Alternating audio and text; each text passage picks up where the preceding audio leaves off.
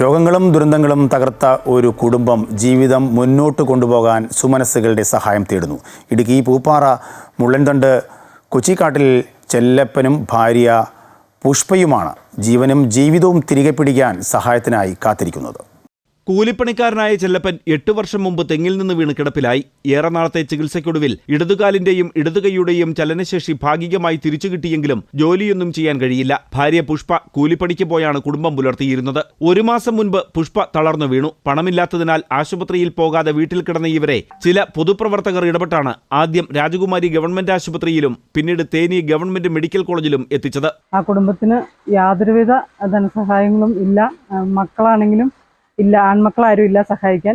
ഒരു മോള് മാത്രമേ ഉള്ളൂ. ഒരു മോള് മരണപ്പെട്ടതാണ് നേരത്തെ.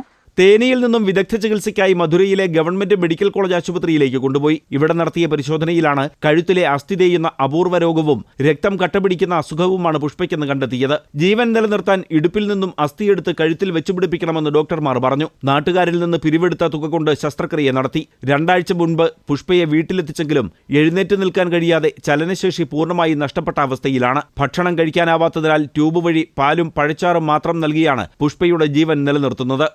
മൊത്തം ഇതായി ശേഷിയിലാണ്ടായി തളർന്നു ഇവിടുത്തെ കംപ്ലീറ്റ്. ശേഷിയിലൊക്കെ കാല് പൊങ്ങൂല, കൈ പൊങ്ങൂല. എനിക്കും പറ്റില്ല, എനിക്കൊരു കൈയും പറ്റില്ല, കാലും പറ്റില്ല.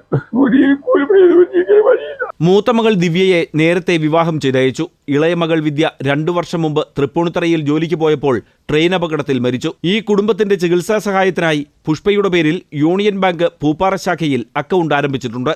അമൃത ന്യൂസ്, ഇടുക്കി.